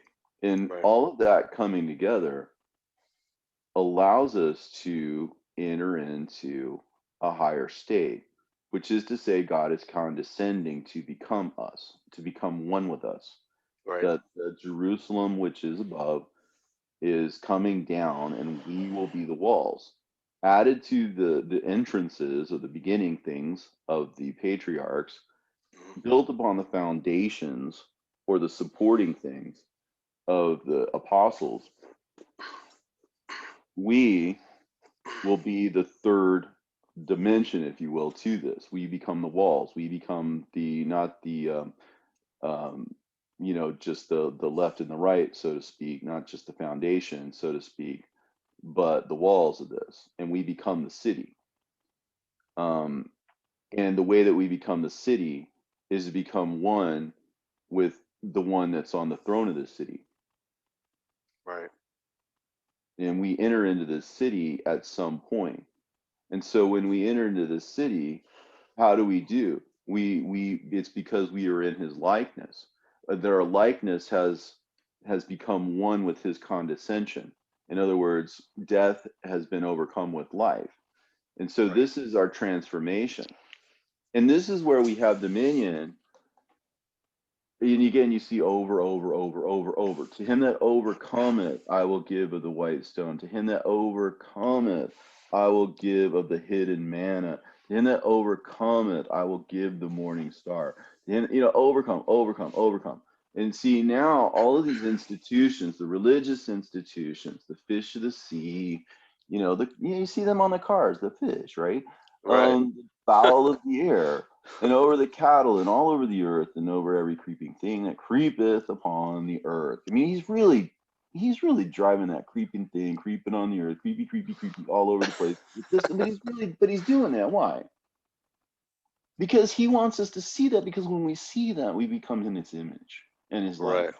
Right. Because we see what he wants us to see. Therefore, his eyes are right behind ours. His heart is right behind ours. You understand the beginning, so you can His ears are understand the right there end. with ours. Hmm. No, because that's what he wrote. And remember, you go looking for it, it creeps up on you. Right. You see it, and it becomes you. You Hmm. become it. It also says that in the Gospel of Philip. It says the same thing. He says, look, in that world, the thing you see, you become it. Or as Jesus puts it in the Gospel of Thomas, I myself become that man. Right. It's as if it sounds kind of weird. You know how you get into a spacesuit, if you believe in that kind of thing? Yeah. If you get into a spacesuit and you kind of unzip it from behind and you climb on into it and you Right. become it, so to speak, or you know what I'm saying? Yeah. Yeah. It's a little bit like that. There's a little something more behind the eyes. There's a little something a little more between the ears. There's a little something more in your heart. Hmm. And it's because you see with his eyes that he gave you, and you hear Right. with his ears that he gave you, and you think with his mind that he gave you, and you feel with his heart that he gave you. And he wants to keep giving it to you because, well, I don't know of a good way of putting it. It's intimacy. Right. The bridal chambers. You will read it as you like. That's exactly right. Mm. That's exactly it. And it's all over the place. I mean, but here's the thing. So this is a revelation. You say it's creation, but see, that's the surface level. Right. If you see the waters above the waters, you see the waters above the division. Because what is the division? That which is superficial versus that which is deep. That's the division. Hmm. That which is below is divided from that which is above because you can't see the above. And once the above is seen, then you become the above. Hmm. And so it's Like transformative. it's Well, like it's, you said. it's It's like you said. transformative. One of those puzzles you stare at forever and you can't see anything, and all of a sudden you get it, and then you can't not unsee it. It's like permanent. You just Isn't that great? yeah. You always get it. Isn't that great? I Mm. mean, you Yeah. get it, you see it, it's there. And again, I could have theoretically, I could go through the whole Bible. I've actually done little exercises in this, but I've gone and just done a universal change in a word and just tested myself. Does it work here? Right. Does it work there? Does it work the other place? Seems to. I mean, I Right. don't know. it seemed like that seems to be the case. I think that other people will see it, and it'll seem like that to them too. I would think. Right. But yeah, no, see, but this is see, it's about becoming like him. Hmm. You see, now here's the problem. This is where it gets weird. Well, okay, we'll get to that. Let's bask in this for a minute. So you have dominion over the fish, and you have dominion over the fowl. In other words, you know more than the Christian. You can out argument. Look, here's the thing. I can pull out the book of Jude, and hey, I can say, hey, listen, I agree with Jude. You don't. I don't have problems. I don't have a problem backing him up. You do. You know, Hmm. I don't have a problem believing what he says. You do. I don't have a problem taking it as word. You do. Where does the problem lie? Is it in me who believes, or is it in you who doesn't? Is it in me who sees, or is it in you who doesn't? Right. Right? I mean, you don't have to be a jerk about it, but I mean, straight up, you see, you're not going to back off of it. You know, don't No. be timid. You know, Right. straight up. Some people paid the price for this. I mean, they had this knowledge before. That was evening, and now it's morning. Hmm. You know, that light went out, but now it's coming back. Right? You let it in your heart, you become in his image. You become after his likeness because he wants it that way. He wants to be in you. And this is proof that you see it. He wants to be intimate with all of us. Right. I mean, it doesn't have to be weird. You know, you ever held a baby in your arms and you felt the eternity? You ever held a dog or a cat in your arms and felt their eternity? Right. You ever a loved one, someone you just deeply, passionately loved, and you felt eternal? Hmm. You know what I'm saying? That's what Yes. love is. Right. That's the intimacy. You can't help but become one. You know, so that's just the way it is, right? So it's like, and so he created them male and female, and this is where the division starts coming in. And he says, God, God said to them to be fruitful and to multiply and replenish the earth and to subdue it and have dominion over the fish of the sea and the fowl of the air and over every living thing that moveth upon the earth. Again, this is part of the revelation. Um, this isn't specifically talking about our ancestry in particular here. This is still moving in this vein where we're becoming transformed from Jacob into Israel. Hmm. Um, Again, the male and the female, the spiritual and the flesh, um, and the the the the the fruiting and the multiplication or whatever and the replenishing now makes sense because see now the earth was one way and now be it another way.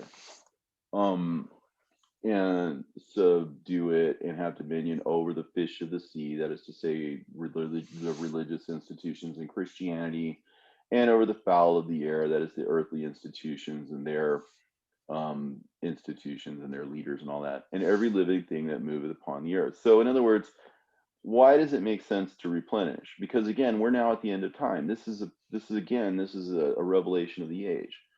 So he created man in his own image. Then I think it's talking about now.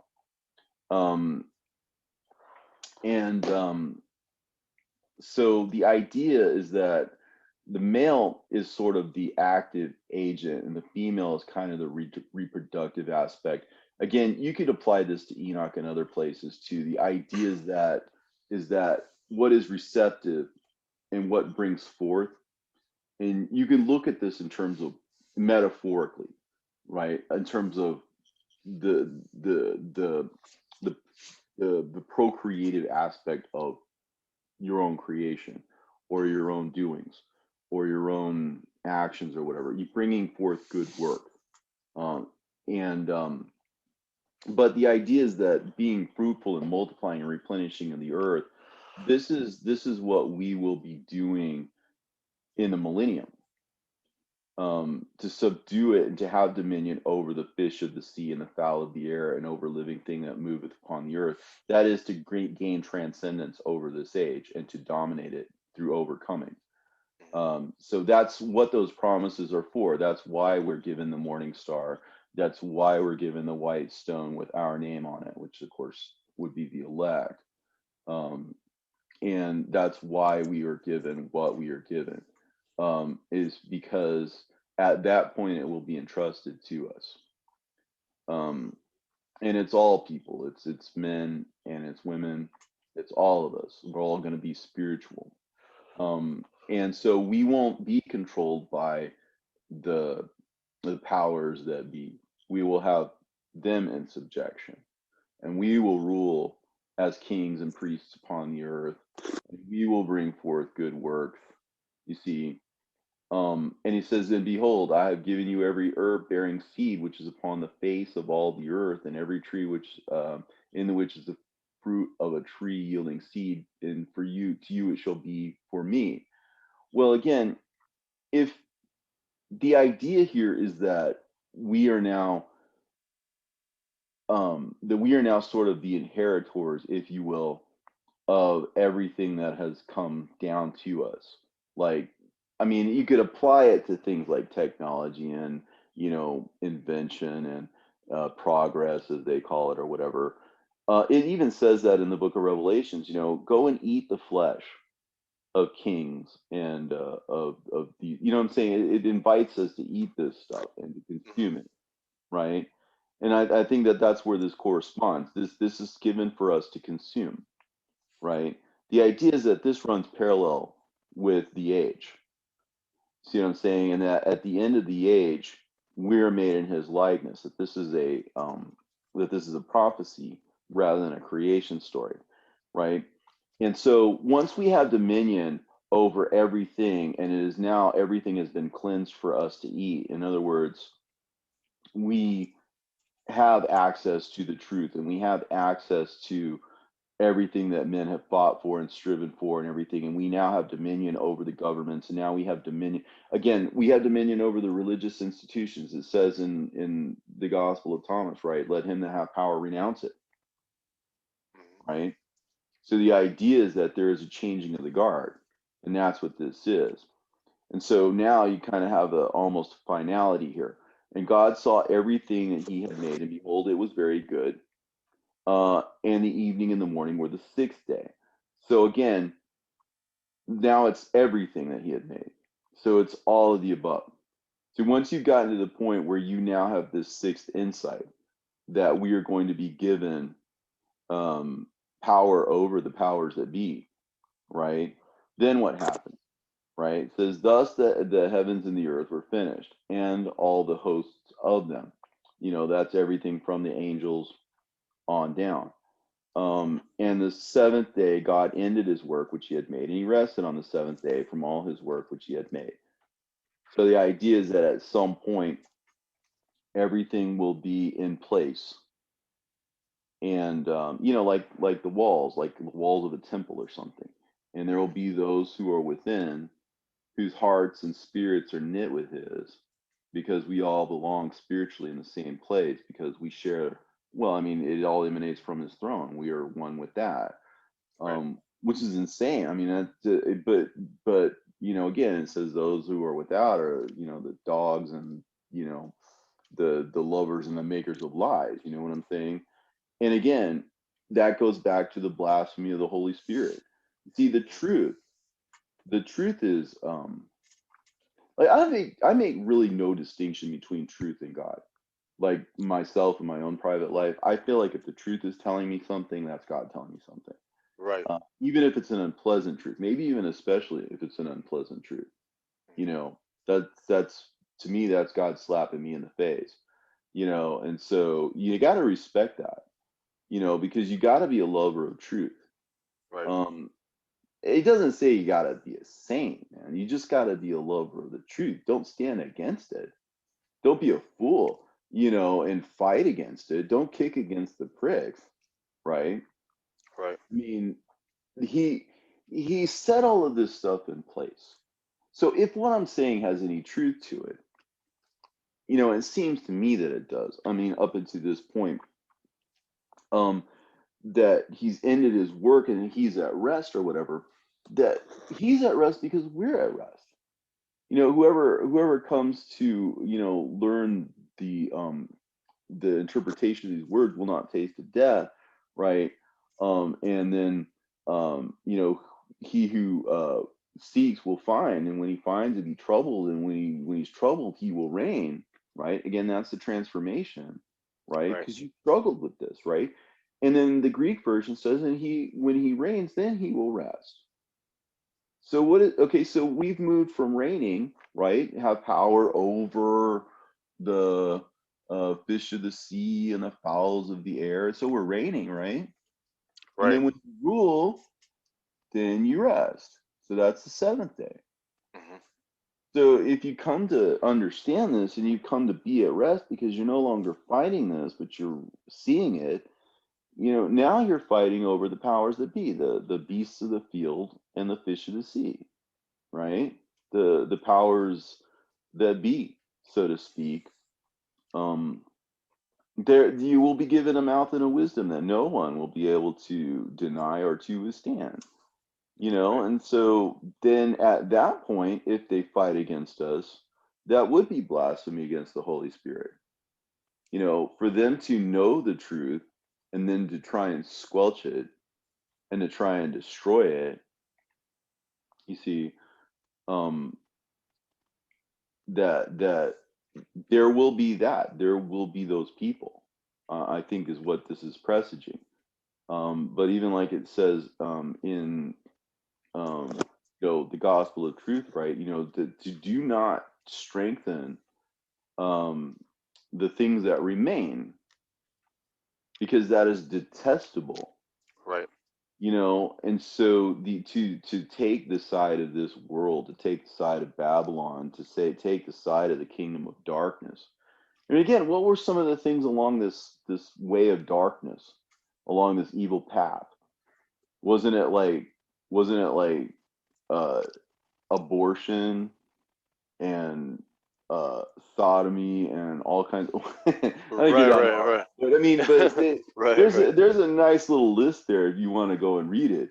And it kind of aligns with certain people's views in this world that may be a little controversial, but it's all spelled out.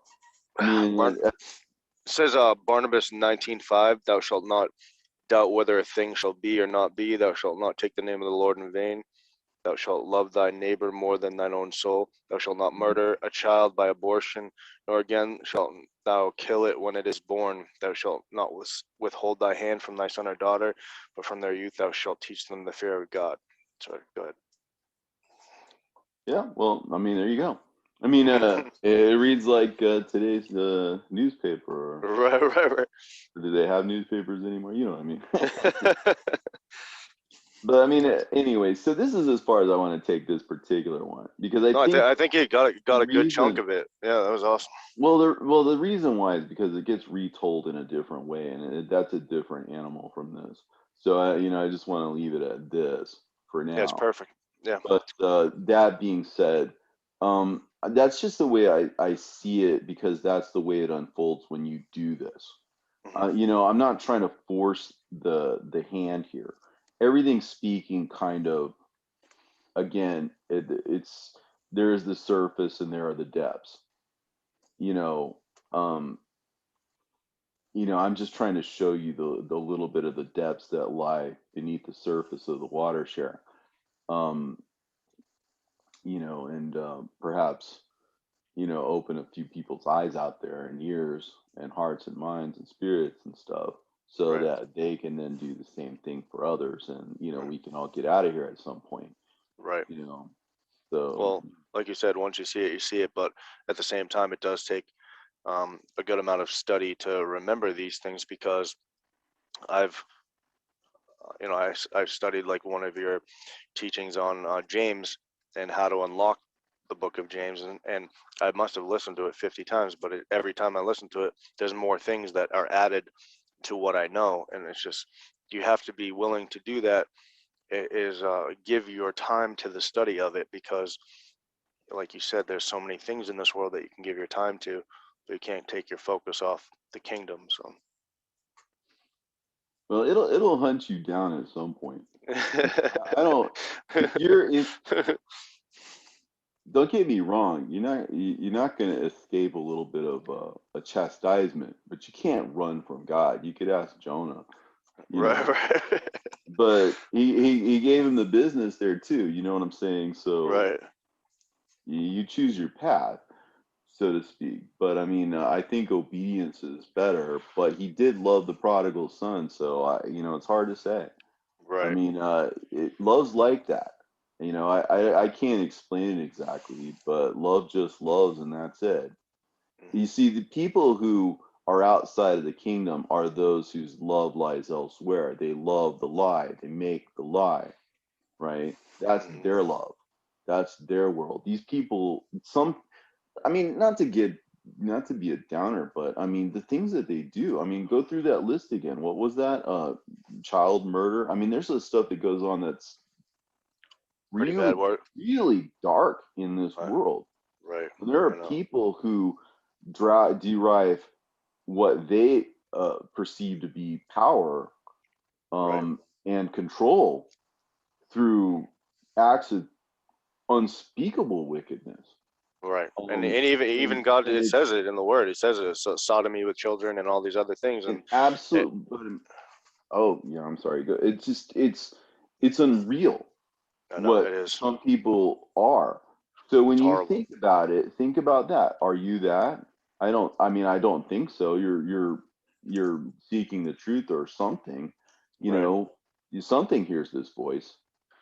Something somewhere this resonates in you, or you wouldn't be wasting your time. Right. But some people are out there very busy trying to create death. There's people out there very busy trying to create confusion and sowing discord and doing things which are malicious, and all of this stuff is very intentional. Right. I know. It's like We're they talking like about. it. It's like it's not just that they do it; they like doing it. Well, that there you're going to end up where you started out. Right. So let's say it was one of your children, and let's just say, how would you ever give up on one of your kids? I No. mean, ever really give up on them? No. They're in jail, they're back in jail, whatever.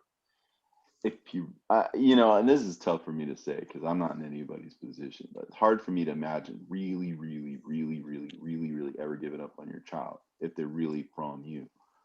You know what I'm saying? Right. So I just feel like this is the way this is that God feels the same way. Yeah. you know um but that's good. I mean, the fact that you can be like that, he can be 10,000 times like that. Right. you know the fact that you have any of the virtues that he has at all in any way, shape, form, or fashion, well, he's got that in spades. Whatever Right. you can feel, he can really feel. You know what I'm saying? So I mean, Yeah. I don't want to say humanity, but I guess he put himself in you so maybe you could understand to some level. There are his and there are those that aren't. I'll put it Hmm. that way. Yeah. But again, a lot of people in this world, I mean, you're trying to save them from the fire. And Jude, again, is very adamant about that too. He's like, listen, some people, and he's speaking about the garment. Um, the garment specifically is the religious garment. He's talking about people who are stained by the flesh, whose religious garment, in other words, the whatever stained by the flesh. It has to do with fleshly religion, and that you save them from the fire. That is to say, the destruction, because you don't know which ones of these people are going to be saved and not. I mean, look at Mm. Paul. You don't know. I mean, I would have looked at Paul and said, "No way, no way, there's no way. This guy's the last, right?" Yeah. But that's not how Stephen looked at him, Right. you know. And so when you say love your neighbor more than yourself, well, there's an example.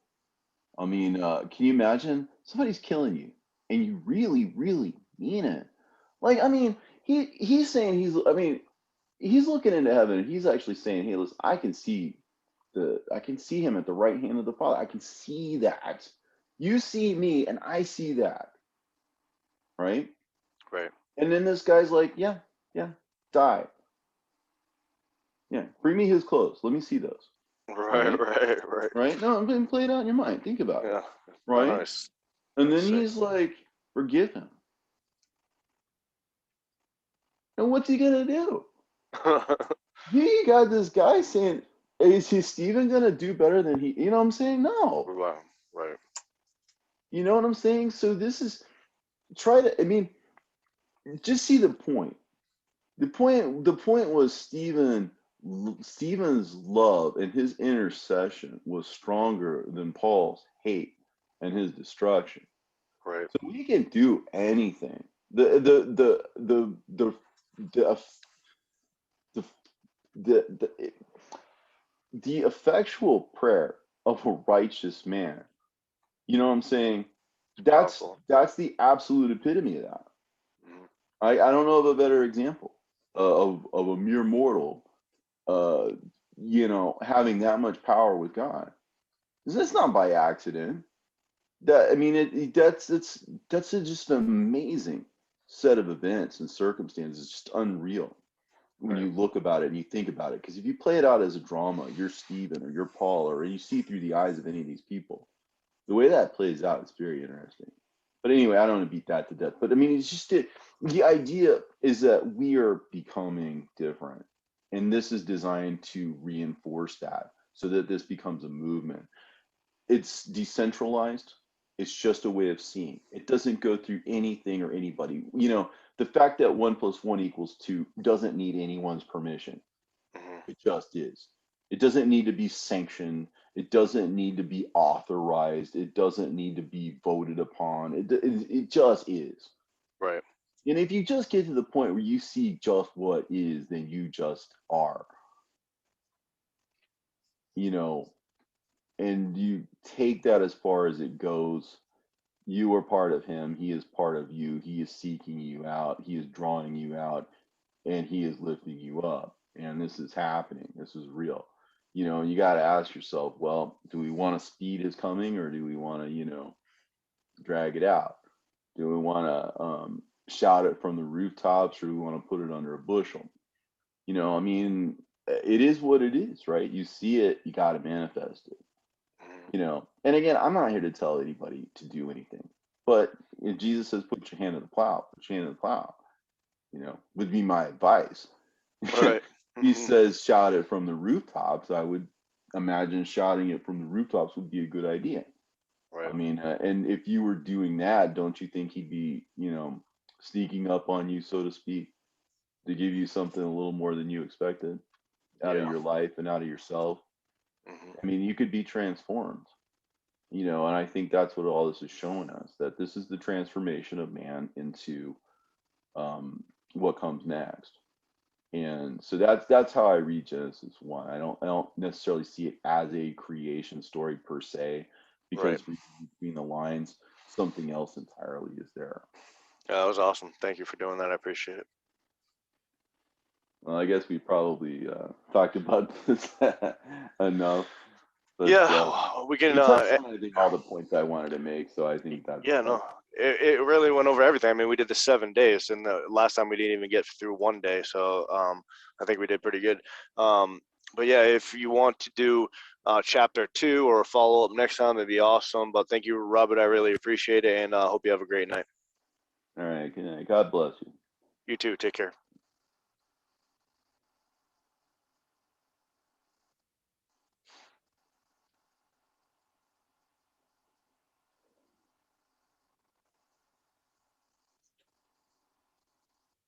Still there? Yeah, are we done?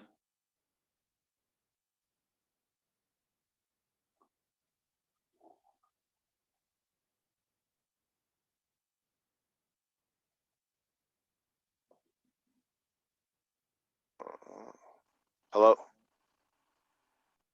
Yeah, it says it's recording. Are we done, or are we recording still?